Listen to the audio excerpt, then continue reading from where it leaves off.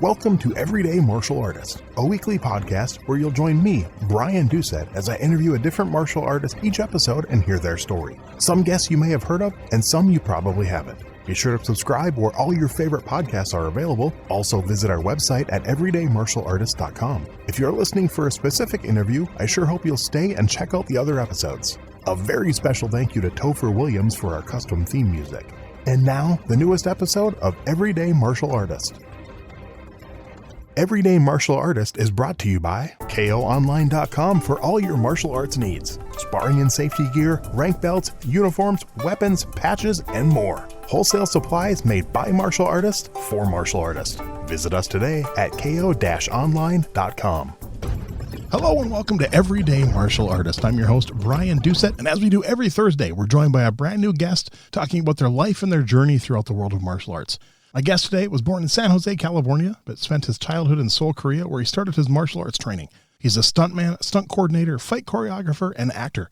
He's a 7th degree black belt. He won 2 Taurus World Stunt Awards and has received 6 Screen Actor Guild Award nominations. His IMDB credits total over 200, including over 80 acting roles, including some of my favorites: Dark Knight Rises, Tropic Thunder, The Italian Job, Rush Hours 1 through 3, Walker, Texas Ranger, Martial Law, Blade, Spawn, and many, many more. And of course, one of my all-time favorite movies from the 80s, the iconic movie itself, Best of the Best. Please welcome to the show today, Mr. Simon Rhee. How are you doing today, sir? I'm doing great. Thank you, Brian. Wow, you did some research on me. I got to make it sound good, you know. Yeah, cool. good. Well, I appreciate your time. So what we like to do is go back to the beginning. What led to your interest in martial arts? Where did that first spark come from, and kind of how your training began? When I was 10 years old, I came down with a viral meningitis. Wow. And I was really, really sick. And I was in a hospital for 2 months. And the doctor said if I came about 1 hour later to the hospital, I could have been either dead or a vegetable. Wow. That's how bad I was. So then after the 2 months in the hospital, I came out, and my father wanted me to start taking Taekwondo to build up my strength and be strong again. So I started taking Taekwondo at 10, and I fell in love with it. So I started going every day. Nice. What was it about it? What made you fall in love with it? What are some things that maybe stood out from those early days that made you want to keep going and going every day? This is going to be funny. Well, when I first started it, my father's very, very old Korean traditional father. Mm-hmm. So he knew that only way I was going to be good is if I went every day. So he made a deal with me. He said, I have to go to Taekwondo every day. If the day that I don't go, I would get spanking. That was the deal. That's motivating. So me and my brother, we both went to Taekwondo every day in Korea. And we trained every day, whether it was raining, snowing, it didn't matter. And you know, when you're little, you don't know that you're getting good. Mm-hmm. I remember I was mad at my dad for constantly pushing me to go, but I didn't realize I was getting good until I was like 16, 17, when people start telling me, wow, Simon, your kicks are good. Wow, your kicks are fast. Things like that. Then I realized, I see why my dad was pushing me so hard. Okay. So at what level did you get involved in competition back then, or? So in Korea, I was 10, and by the time I was like 12 and a half, I got my 1st degree black belt, and then we moved to United States. Oh, okay. So then when I came to United States, my father knew an instructor named Murang Choi, and he taught Hapkido style. Okay. So I started taking Hapkido with him, and that's when I started competing in San Francisco. And I remember my first tournament, I think it was California Karate Championship, CKC, and I believe it was Ralph Castro's tournament. Okay. And at the time, I was still a junior, so I could not kick to the face. And sure enough, first thing I did is I threw a double fake roundhouse kick, first one low, second one high. And I was fighting a Kempo stylist. And, their fighting stance is pretty low. Mm-hmm. So to start off with, and my first kick went to their leg, and then while they were checking it, I threw the second kick and it made contact to their face, and I got disqualified. Oh man! So my fight lasted maybe like 2, 3, 4 seconds, and I remember I was crying because I got disqualified so fast, and I was, pretty disappointed that I got disqualified, but that was my first taste in tournament. Wow. So how about the second one? Did you do a little better the second time? After that, I think I started winning because I kind of understood now that, hey, you cannot make contact to the face in a junior division. So, as long as you play the game following the rules, I did do better and I did start winning. Okay. So now myself, I've never been to Korea. I've had a few opportunities to go and it's never worked out with my instructor, but he's been there many times for training. So what are some of the things you remember, just the differences in training in Korea versus training in the United States? I remember my instructor had, like how when you hit the, what do you call this thing in Japan? Makawara? Makiwara board, yep. Yeah, you know what those are, right? Yes. So in Korea, we had that too. So we would hit that to toughen up our knuckles. My instructor had those, like a middle knuckle on his finger, in the middle of his finger, because he would go around punishing kids with that middle finger so much that he built up a callus. And so I remember seeing double callus on his middle, like a fist and a middle finger, because he was hitting kids with that so much. And, he called that a knuckle sandwich. And every time we did something wrong, he would hit us with that knuckle sandwich. And it felt like getting hit with a hammer, Wow. And I remember that the training was really tough. You do something wrong, you get into a push-up position, and they would hit your butt with a stick really hard. So, that was norm at that time. Mm-hmm. You can't do that in the States. Can't do that now, no? Yeah. I know. I heard some horror stories from my instructor when he started training when he was a kid that, if a kid would like laugh or talk out of place in class, this is back in the late 70s, early 80s, even in the US, the instructor would just walk up and slap him. I'm like, really? Yeah. Wow. Yeah, that was normal. That's crazy. Then, I remember we had a wooden floor and if we were sitting down, we had to kneel. We had to kneel down. We could never sit down in the lotus position. And the philosophy behind that was, the human beings, they always want to be comfortable. So you get too comfortable, your mind goes to sleep. So when your mind goes to sleep, you cannot learn. So your mind don't go to sleep. You always have to sit on your knees in the wooden floor. And that was painful because, let's say other belts are up there doing their forms. We have to sit down and wait till they were finished. And it was very, very painful on our knees, but it kept us awake. I suppose. Wow. So at what level, at what age did you start getting interested in teaching? So when I was taking lesson from Murang Choi, Mr. Choi in San Francisco, Mr. Choi had a examiner newspaper route as a side job. And sometimes he would be late to a children's class. So then I would have to start it and teach until he got there. Oh. So I think I started teaching for him from about 14, 15 years old. Okay. Yeah. So then I started teaching for him at 14, 15, 16. And then I think Mr. Choi closed that studio. And then I got a job I think I was 17 at the time. I got a job as a salesperson in San Francisco. And then this was another Hapkido instructor, Master D.K. Shin, came to me and he goes, "Simon, why don't you come and teach for me?" So I said, okay. So then I went and started teaching professionally for Master D.K. Shin in San Francisco at age 17. Wow. Yeah. Okay. It's been teaching for a long time. Yeah. Well, that's good though. That's good. So then what do you think? Obviously you still teach, not as much as you used to, but you still teach, you do seminars and stuff. So what do you think's changed about your teaching style over the years? I like to teach my style of Taekwondo in a very positive and fun ways. Then students have better way of learning. Mm-hmm. I feel like if you're too strict, students get kind of frozen and they don't learn as fast. I make my students I make the lessons fun, but mm-hmm. then I make the atmosphere stern, really strict. Okay. It's hard to explain that, but yeah, the things that they're learning, it's to have a good time learning it. But when it's time for them to execute it, that's when I get really serious and stern so that they could perform under stress. So that's my philosophy of teaching. So is your style of Taekwondo, do you think is it more traditional? Is it more sport orientated, or is it an even mixture of both? I think mine is just, like you said, I've been studying a lot of martial arts myself. Mm-hmm. I studied Taekwondo, Hapkido, Wing Chun, Judo, boxing, BJJ, Filipino martial arts, a little bit of Kempo. So, yeah, I've done a lot. So now when I teach, whatever that comes into my mind, Okay. that hey, this would go well with the Taekwondo kit, and I teach it.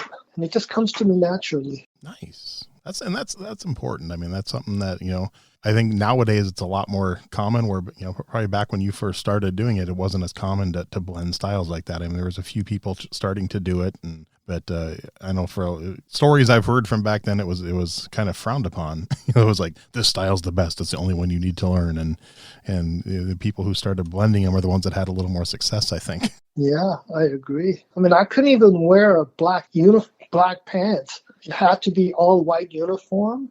And like my instructor would frown on me if I wore a black pants with a white top. Okay. Back in the 70s. Yeah, that's how strict it was. Wow. So you mentioned a few other styles you've studied then. So after Hapkido, what was the next one you explored? I explored Wing Chun in San Francisco by instructor named Chris Chan.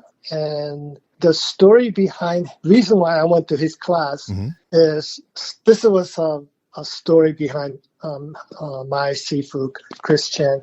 Some guy who's like 6'5", 250 pounds, went to Chris Chan and told him, I don't believe in your Wing Chun. And Chris Chan is like really small guy, 5'5", maybe 140. And he did this like one punch to that guy's chest. And then that guy went down, and next day he, threw up a little bit of blood. And then he came back. He goes, okay, I believe you start teaching me. So when I heard that, I was like, man, I want to learn that stuff. That's cool. Yeah. How long did you train there? I think I trained there for about 6 to 8 months. Okay. And then we moved to Los Angeles. Okay. And that was, so about what age were you then? 18.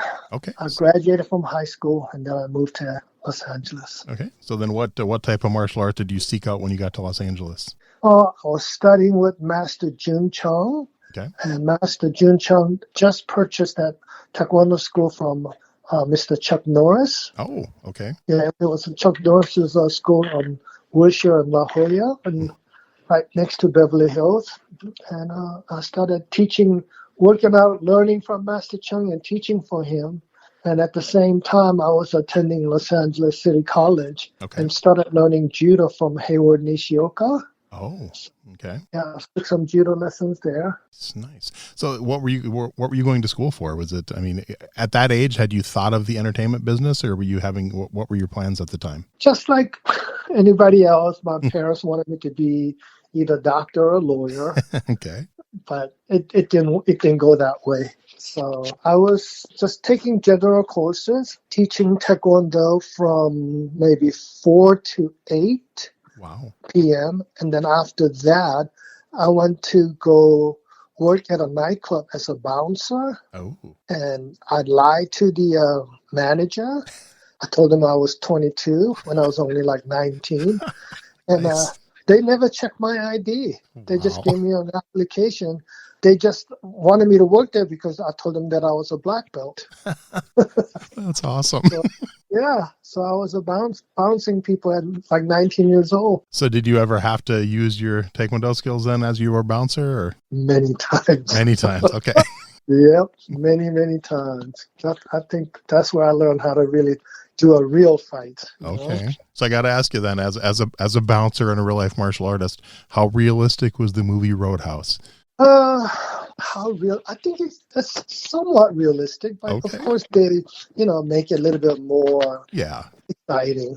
I remember my first day I got hired.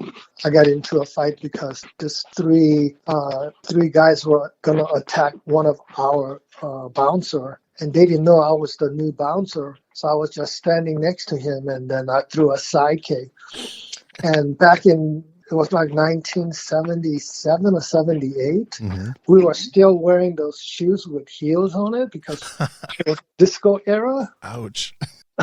So I could feel the heel just going into the guy's solar plex. Ow. Knocked the Dang. wind out of him with just one kick. And after that, like, people knew, oh, that guy, he knows martial arts, don't mess with him and things like that. So it was kind of cool. So how long were you a bouncer for? Maybe about a year there. Okay. And I had to quit because, like, every time we finished working, the bartender would always give us a one free drink on the house. Mm-hmm. And he would always make mine strong. It's like 151 proof rum and coke. Wow. Jeez. And I would be going home pretty, sauced. And I was like, you know what? I'm going to stop doing this. So, yeah, I quit that. Okay.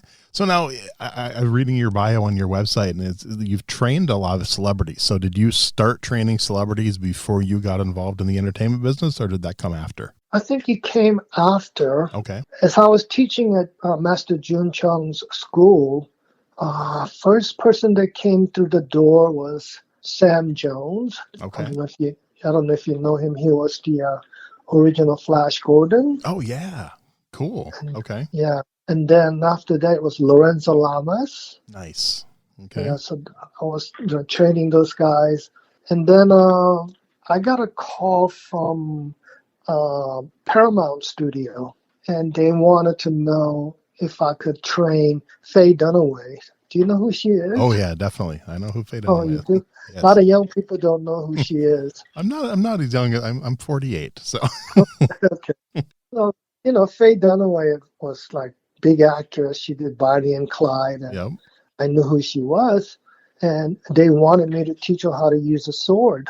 Oh. Because she was going to do a sword fight in France with Matthew Modine. Oh, cool. Okay. And I was teaching her, and she would come to my lessons late every time. So one day I said, Faye, I know who you are, and I have a lot of respect for you, but you cannot come to your lesson late like this every day. That's very disrespectful to your instructor. And in Korea, we don't do that. In Korea, students always are there before the instructor comes. Mm-hmm. So if you're late again tomorrow, just find yourself or somebody else to teach you, because I don't want to teach you anymore. Wow. So, yeah, and then she goes, oh, I'm so sorry. I won't be late again. Next day, she came 1 minute late. So I said, Faye, you're 1 minute late. She goes, oh, I'm so sorry. I'm so sorry. I was parking. I said, well, either I quit or you give me 10 push-ups. Because normally when students are late, they punish themselves by doing push-ups. Yep. And I didn't think she was going to do push-ups. And I thought that was going to be it. And she went down and gave me 10 push-ups. Nice. And in my mind, I'm going, holy moly, I just made Faye Dunaway do 10 push-ups. That's awesome. Yeah. And then she went to France to do this movie, and she didn't like her stunt double. So she calls me up and she goes, Mr. Rhee, can you do me a favor and come to France and double me? And I was like, what? Double you? She goes, yes, please. I was like, okay. So this was 1988. So I flew to France and I put on this blonde wig, red lipstick, and I did this massive sword fight with Matthew Modine on a cliff. And that was my experience with Faye Dunaway. That's awesome. Wow. So how did the first movie come about? How did you first get involved in Hollywood? Was that something you were seeking out, or did someone approach you? When I first saw Bruce Lee's movie in the early 70s, seeing all his taekwondo kicks, I'm going, wow, I could do that. So I wanted to be in the movies, but I was young. I didn't have any connections. And accidentally, 1975, I came down to LA to visit my aunt. And I called Master Jun Chung because I knew him before, because he came up to my studio in San Francisco and taught us a few lessons. So I just called him to pay respect. I said, Master Chung, just wanted to say hello. And then he goes, Simon, tomorrow I'm shooting this movie in Long Beach Junkyard. You and Philip, come over. I was like, yes, sir. So we went to this junkyard and we did this movie called Bruce Lee Fights Back from the Grave. Yep. And we got to do a little fight scene with Master Chung. And then next year, that movie opened in Hollywood and we saw it on a big screen in a big theater. That's cool. And that's when I said, oh, man, I really want to do this. Okay. Oh, 1975, I did that movie. And and then I moved to Los Angeles 1976. And it took me 10 years before I could join Screen Actors Guild to get Wow. the union card to finally be able to call myself an actor. Okay. Because I didn't know anybody at the time. So how did Best of the Best come about? I think Best of the Best came about like 1975. I went to compete in Korean Olympics. Mm-hmm. So this is when all the Korean athletes, they all go to Korea to compete like an Olympic event. And I remember fighting and losing, but I saw such a great sportsmanship. Like I saw this one guy representing Navy and one guy representing Army, and this guy who's representing Navy he had like stitches on his face from getting kicked with an axe kick. So on a previous fight, so he had this big old bandage over his face, but he had to fight again, for the next round. And so I was watching him. So he gets up when they called his name. He gets up, he goes to his Navy team, and he salutes. And he said, "Sir, I will bring back victory for Navy." And then he grabbed his bandage and he just ripped it off. Wow. And then he went in there to fight. And it just brought chills to my face. Like, what a sportsmanship. What a spirit, for your team, Wow. And I was, telling this story to Philip. And then I think Philip went to compete in Korea either 77 or 78. He went to compete in Korea. And he felt all this special kind of feeling with competing with other people.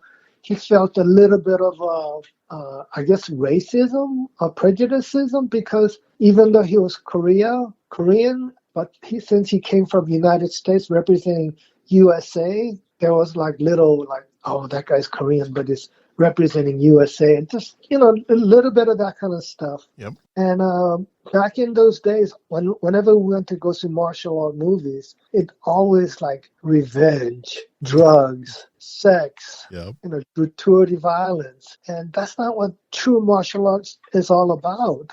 So when Philip and I sat down and we talked about our experience, Philip wanted to write something that was like, true martial arts spirit. So Philip came up with a whole storyline, and he knew a producer, and he got together with him, and that's how we were able to make the movie. Wow. That's just so cool. And like I said, it's one of my all-time favorites. I mean, it's for me, from the top martial arts movies, it's up there with Best of the Best, Karate Kid, Perfect Weapon. Those are like probably my three top favorite movies that I watch at least once or twice a year, each of them.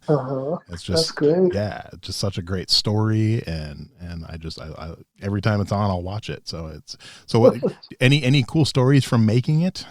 There was a cool story. It's like, I don't know if you remember the scene where I'm underneath the waterfall. Yes. That water was super cold. Really? Yeah, and I didn't want to go underneath it. And, plus that water is like a snow on the top of the mountain is all snow. Mm-hmm. And then that water felt like an ice pick just stabbing me. So I was like hesitating, and I was like already kind of like weak from all the other stuff that we had to do. And then my friend James Liu said, "Hey, Simon, we came here to do this job. Let's do it. Let's do this." And he kind of like fired me up. So I said, "Okay, let's do it." And I went underneath the waterfall and I did it. And then I came out of that waterfall and I was just it broke my spirit.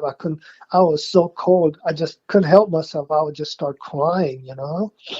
And then my brother came over and gave me a nice hug. And, he goes, "Simon, I love you, my brother. Thank you for doing this." And it just warmed my heart. I forgot about that coldness, That's cool. So, yeah, it was really cool. Nice. And I know that, Christopher Penn, did you become pretty good friends with him through making the couple movies? Yes, Christopher Penn, he's such a good person. He's such a good actor. Fun person. Great. He ad-libbed a lot of this stuff on the screen. Mm-hmm. Drop him like a toilet seat, Tommy. I don't think that was on the script. That was ad-lib? That's awesome. That's awesome.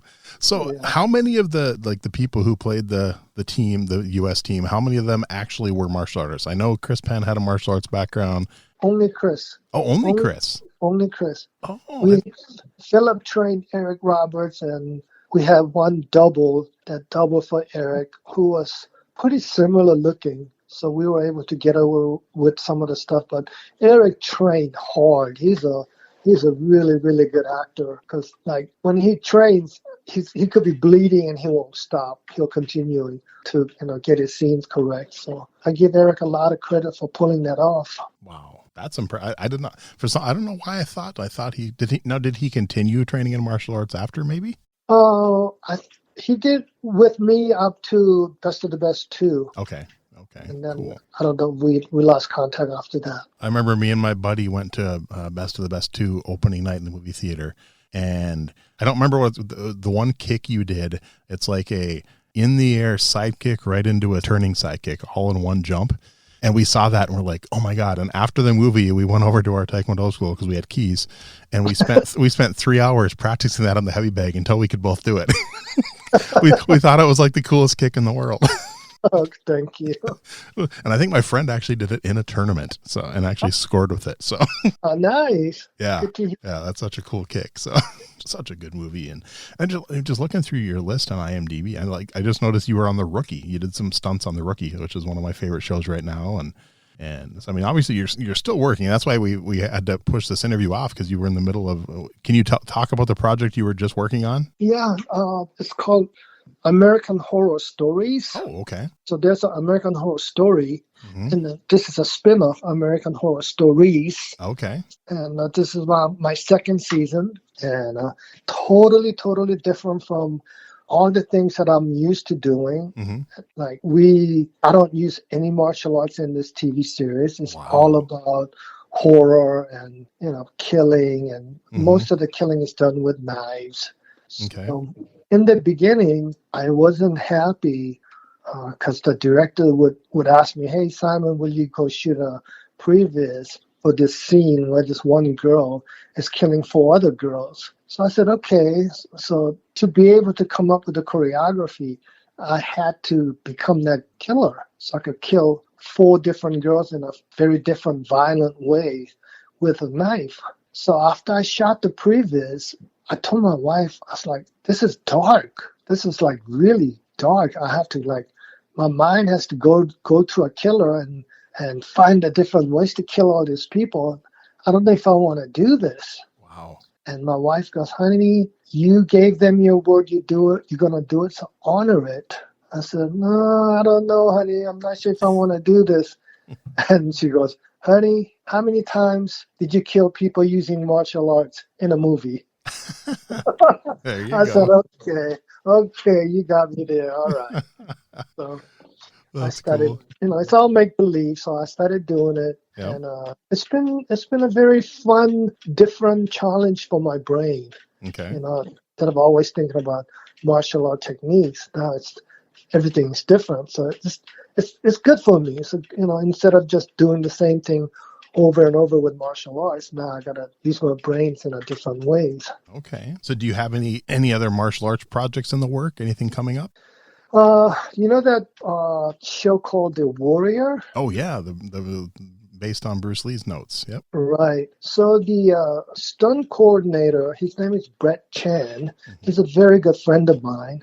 And they're getting ready to shoot the 3rd season in South Africa. And he wants me to come and play a part. So if they like my acting, maybe I get to go to South Africa and play a little part in that show. That'd be cool. That's such a good show. That one, I remember when they were talking about it, and then when it came out, I'm like, man, this is a really good show. No, that's. I mean, just what a career. I mean, you sound like you just still loving what you're doing, and obviously working very, very hard and staying super busy, and multiple projects coming out, and it's just so impressive that you've been doing it this long and still enjoy it. Now, do you still get to train? Do you still have time to train in martial arts as often as you like to, or are you too busy to do it as often as you want to? I just started back today, matter of fact. Okay. Yeah, just working on TV shows 6 months straight. Wow.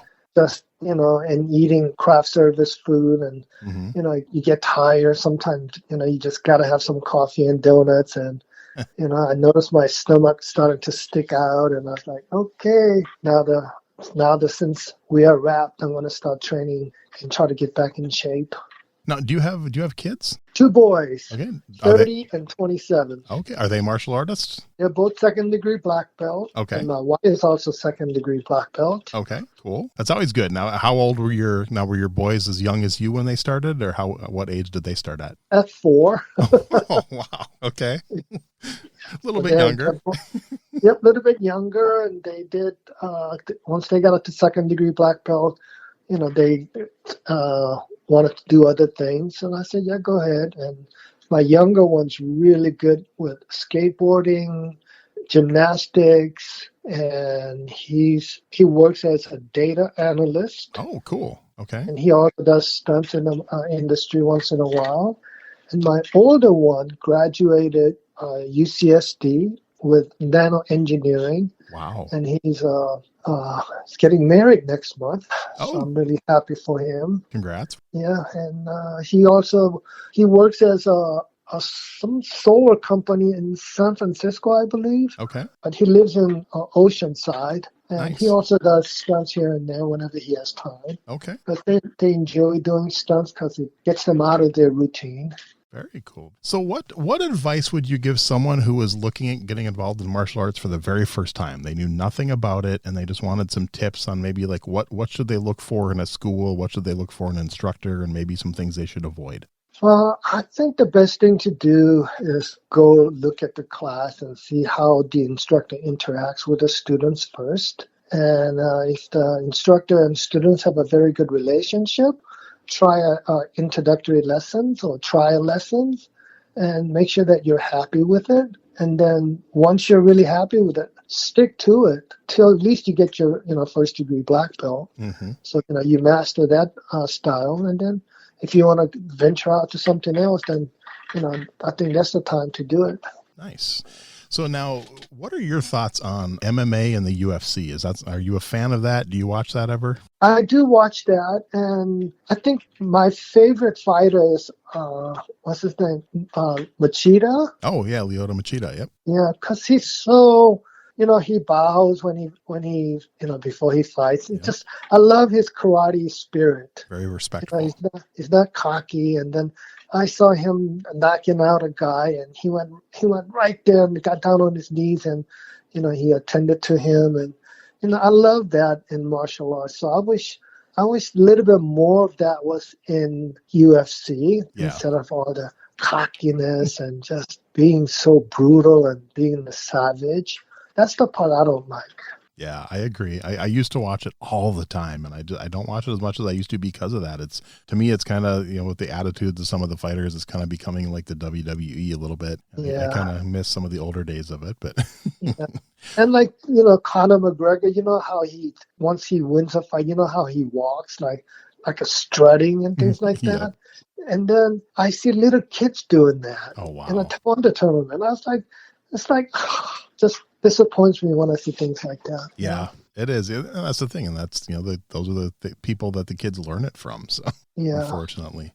So what are your thoughts on Olympic Taekwondo? I know that's been in the Olympics, it's been a very controversial subject over the years, and it's controversy over the scoring system. And I know, like me personally, I don't like that they almost never punch. I wish they'd start punching more, but I'm just curious your thoughts on Olympic Taekwondo. So, I mean, back in when I competed in Taekwondo tournaments, I wore those hogu, the chest protectors with the bamboo inside. Oh wow! Yep.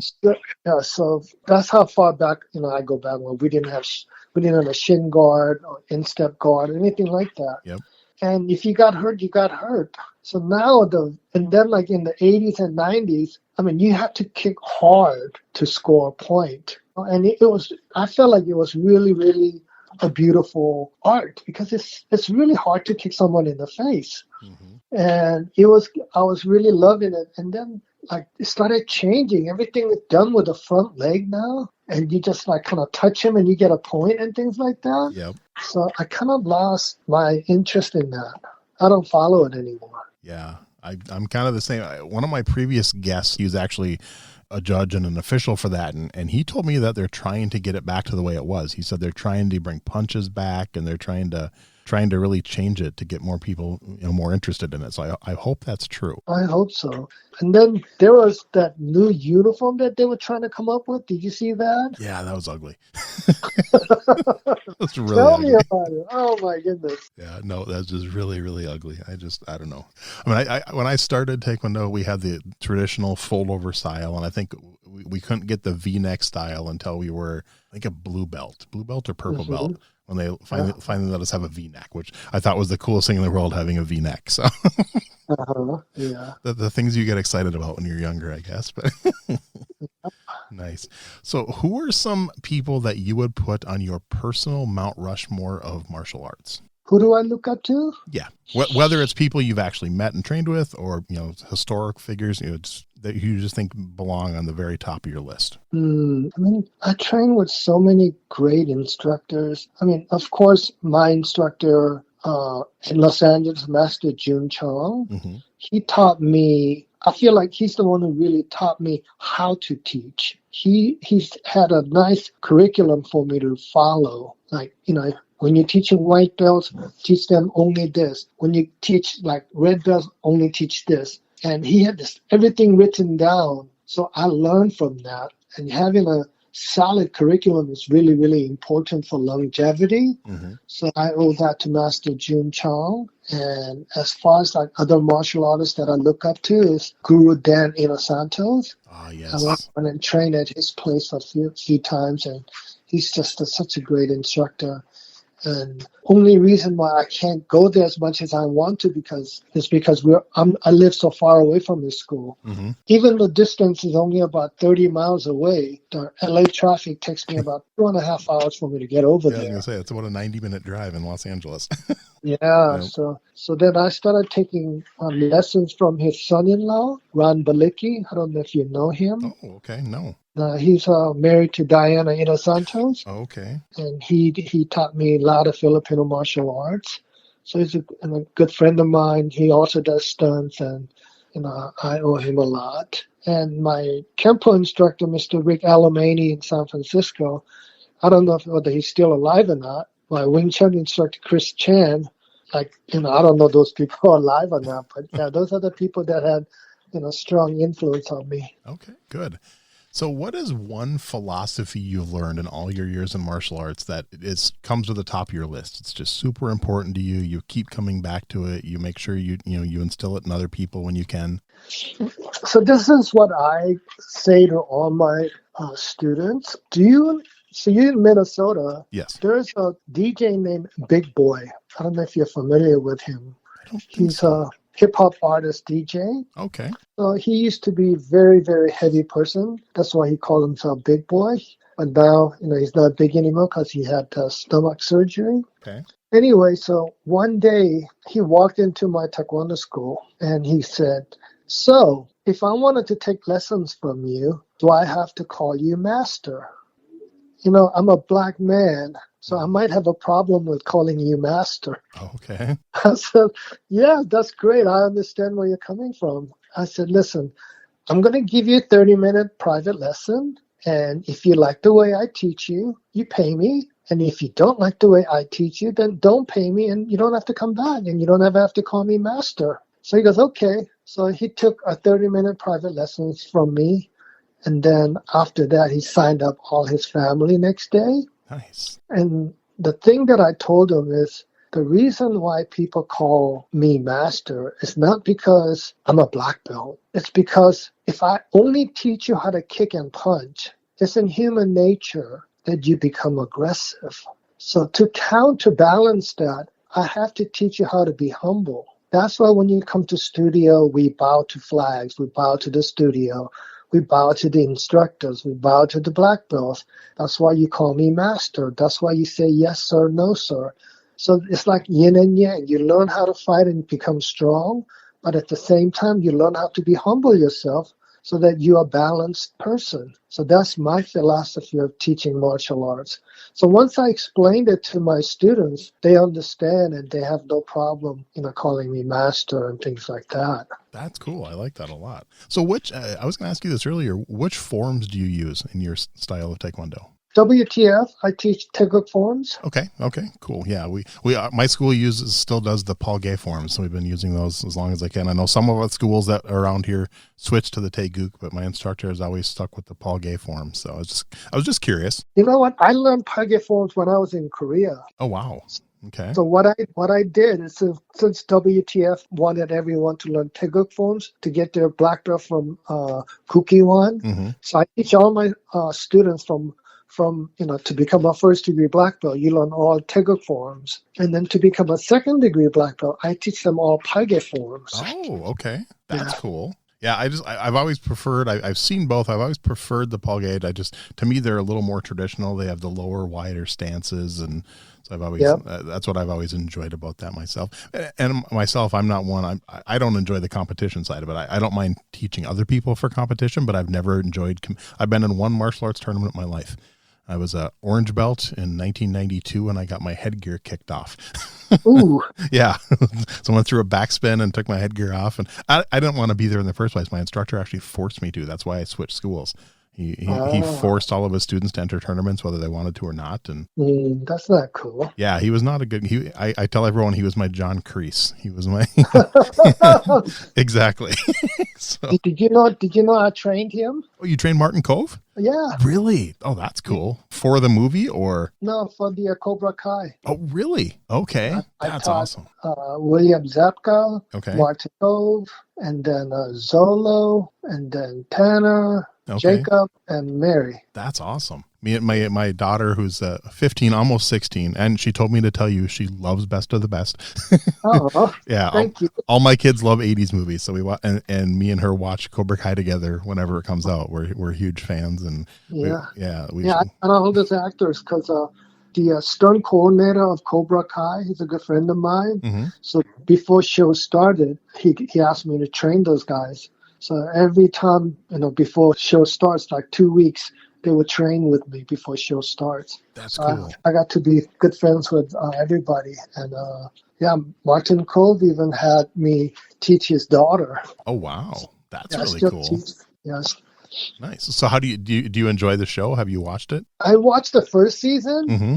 And then second season, I start losing interest. Oh, okay. Yeah, so it I don't know why, it doesn't grab me that much anymore. Yeah. Yeah, so I haven't watched the third season or fourth season yet. Okay. Yeah, I'm looking forward to September when the new season comes out. So I'm already planning to take time off work so I can watch it. Hey, you gotta have fun, gotta enjoy it. So, all right, I got a few fun questions to wrap it up. So, do you have a favorite martial arts book? I don't know if I have a favorite martial arts book, but I enjoy reading Jackie Chan's books. Okay. He has like a couple of bios that I read, both of them. Okay. I really enjoyed his life story. Nice. I'll have to check that out. I don't think I've ever read his bio yet. Yeah. I'm a huge fan. So, and you got to work with him. You got to work on both Rush Hour movies, right? Yeah, and then I had an honor to double him on Rush Hour 3. Oh, okay. Wow. Because he did have a stunt double, but he rolled his ankle when he jumped out of a van. Okay. So he couldn't work anymore. So they asked me to double him the rest of the movie. Wow. And I did, and I was so nervous because, I look up to him. He's great. He's awesome. Yep. Yeah, so I was like, is Jackie going to be okay, me doubling him? And he was very, very gracious, and he was warm, and we got along really well. That's cool. Yeah, he's another just legend in martial arts and legend in movies, and so fun to watch. And anything you get to do with people like that. I mean, you obviously get to train some amazing people and make friendships, and just so cool. All right, so these next two questions, you can't pick one that you've been involved in. Do you have a favorite martial arts TV show? Favorite martial arts TV show that I haven't been in? That's a tough question for me because I normally watch Korean dramas with my wife. Okay. I want to stay away from martial arts and dance and action heavy stuff. Okay. I like to come home and just relax and have dinner and watch like Korean drama with my wife, and that's time for me to just bond with my wife after my work. Okay. So yeah, I don't really have a favorite martial art TV show. Okay, that's fine. Which one is yours? It changes. Right now, it's probably Cobra Kai. But I know when I was a kid, I loved the show Sidekicks with Ernie Reyes Jr. Because that came But out. is there anything else besides Cobra Kai these days? The Warrior, obviously, Into the Badlands was another good one. It's not on anymore. Highlander was a favorite when it was on. I loved Walker, Texas Ranger. I worked on that a few times. Yeah, I saw that.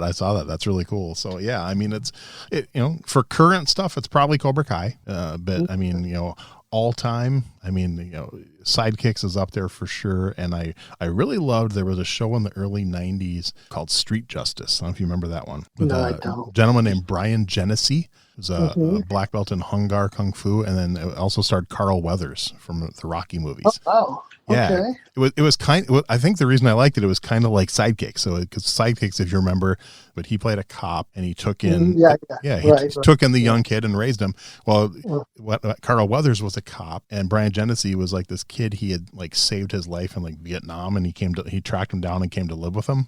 So he was like probably late teens, early 20s. So it was a little older than Sidekicks, but same type thing. He helped him solve crimes and stuff like that. He was a martial artist and got in fights and stuff. So that's probably why I liked it so much. But there's so many out there, and I loved martial law. Sammo Hung, so talented. That show was very underrated, and I wish it would have lasted longer. So let me ask you this: in your mind, why do you think martial law didn't work in the States?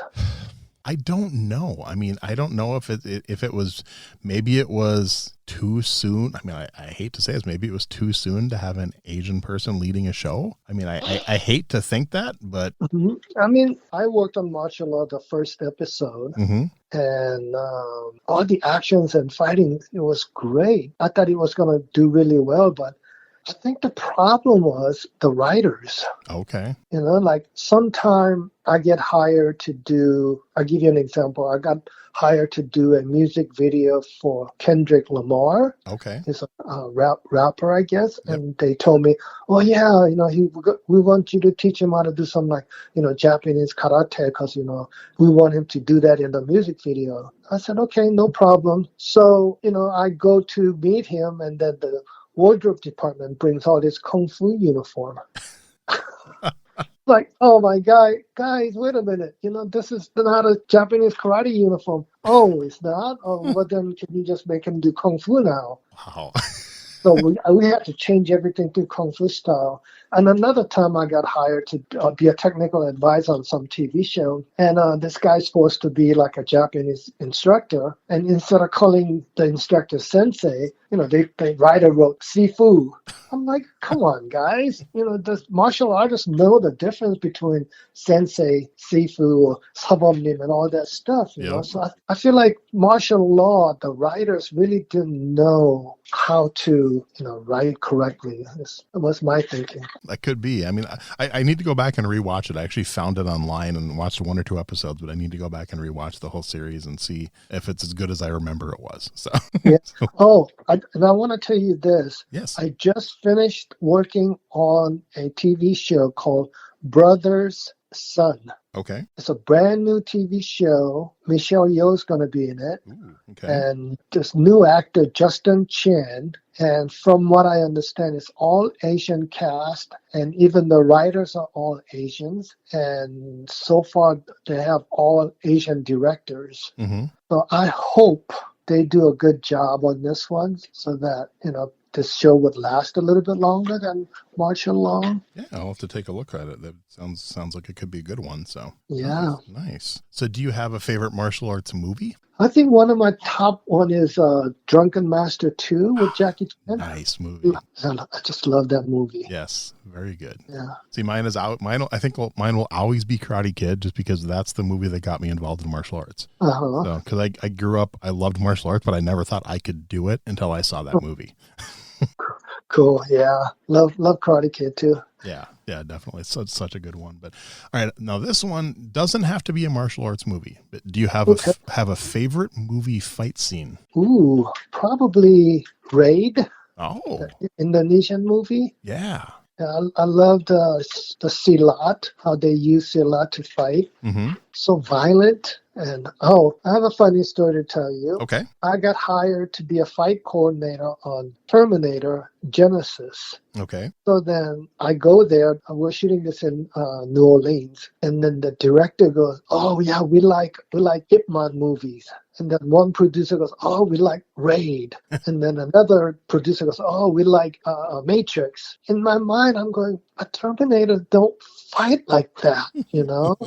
So the first previs I put together for the fight scene, I try to please everybody. So I put a little bit of Wing Chun, a little bit of Silat, a little bit of Filipino martial arts, and I showed it to the producers and directors, and they all go, "But Terminator don't fight like this."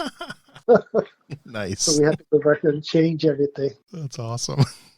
So you said you enjoy Asian dramas and stuff. I don't know if it's really classifies as a drama, but do you enjoy the movie, or do you remember the movie Fighter in the Wind? Oh, that's a long time ago. Yeah, it's early 2000s, I think. Yeah, I remember I enjoyed it, but I don't remember it now. I had the DVD and I lent it to a friend of mine and never got it back. So I need to find another, because if I remember, it was the true story of Masoyama. Uh-huh. Yeah, I need to go back and watch that. I probably haven't seen it since 2004, 2005. So I need to find it again and rewatch it. I know I enjoyed it really well back then. So the urban legend is that he punched a bull and killed it. Is that in the movie? I don't think that one, no, because this one's a little more serious about it. So, but I know the Sonny Chiba movie Karate Bullfighter. I know that kind of covers that. That kind of tells the same story, just in a little more comedy in that one. But okay, but yeah, I don't remember. I mean, like I said, I haven't seen it in many years, but I don't think they talk about the bull one in there. But okay. I know I know, like I said, I just know I really enjoyed it back then, and I'll watch any martial arts movie. I'll give any martial arts movie a chance, and it's I've been disappointed a few times. I know some times in the 80s I actually watched the movie Gymkata, so. which I still can't believe I watched it, but it was horrible. And then, do you remember the movie Rooftops? That I don't remember. What is that? So it wasn't, I don't know if it's really classified as a martial arts movie, but it came out in, was it 88 or 89? It came out before the movie Only the Strong, and it actually featured capoeira, but I don't think they called it capoeira. They called it combat dancing. And it was about this whole community of kids in New York who partied on the rooftops, and they instead of fighting, they did combat dancing. So it wasn't any good? It was okay. I mean, back then I probably enjoyed it a lot, but I actually rewatched it a few months ago and I'm like, wow. And it stars Jason Gedrick from Iron Eagle is in it. Okay. So yeah, but there actually is, they do show some capoeira in there, and they train him to be a better, combat dancer and stuff, but it's interesting. It's definitely not as good as Only the Strong. That's for sure. Yeah, Mark Dacascos is a very good friend of mine. He's such a gentleman. He's such a good person. Nice. Yeah, I've never met him. I think I met his dad once at a tournament. I was at 1995 or 96. I went out to Ed Parker's tournament in Long Beach, and I met so many people out there. I don't remember everyone, but I know I met Benny the Jet and people like that, and James Hong, and just a lot of different actors and martial artists. And I met Judah Jean LaBelle, and yeah, but I think I could have sworn I met Al Dacascos one time. So. That's awesome. Yeah. I didn't get to, didn't get to train with him or anything. I probably just said hi and maybe got an autograph or something. But yeah, like I said, I got my dream list of guests that I'm still trying to get on the show. The whole thing with the show is I'm just trying to get as much variety as possible, people with different backgrounds and different stories. And it's a mixture of local instructors that people have maybe never heard of, and then, more celebrities that people have heard of. And I try to mix them together. I've interviewed my original instructors, from 1984 and 1990, and my Taekwondo instructor. And I've interviewed some people that have fought in the UFC and some other stunt people and movie people. And so I think it's going well. The people who listen seem to enjoy it. And I think you might, if you've been doing stunts a long time, you might know Rick Avery. He was one of my first guests. Oh, yeah, of course. Yeah. I know Rick Avery. Yeah. That, man, he had some great stories too. So he was really fun. And one of my other guests actually trained with you, Mary Karch. She's a Mary. Yeah. She's actually the one who told me I should reach out and try to get you on the show. So So she was on almost a year ago. She was on August of 2021 when she was on my show. So cool. Yeah. But anything else you want to mention before I let you go? I've taken up definitely enough of your time, but anything you want to mention, anything that you want to get out there before I let you go? Well, my show, American Horror Stories, will start airing July 21st. Okay. So I know this will air after July 21st, but yeah. Hope people can still check it out. Yeah, I'll put a link to that. I'll put a link to your website, to your IMDb and everything like that. And like I said, it'll be about 3 weeks when the episode comes out. But I seriously, I so much appreciate your time. I've loved talking to you, and like I said, I've been a big fan for a long time, and I'm glad you made time for me in your schedule to do this. Thank you for having me. Thanks for listening to Everyday Martial Artist. We hope you will join us every week for a brand new episode with a different martial artist telling their story. If you enjoy the show, be sure to leave us a review. Also, be sure to check out our website at everydaymartialartist.com. There you can find all of our episodes and contact us to suggest guests and ask questions. Again, thanks for listening to Everyday Martial Artist, and we'll see you next week.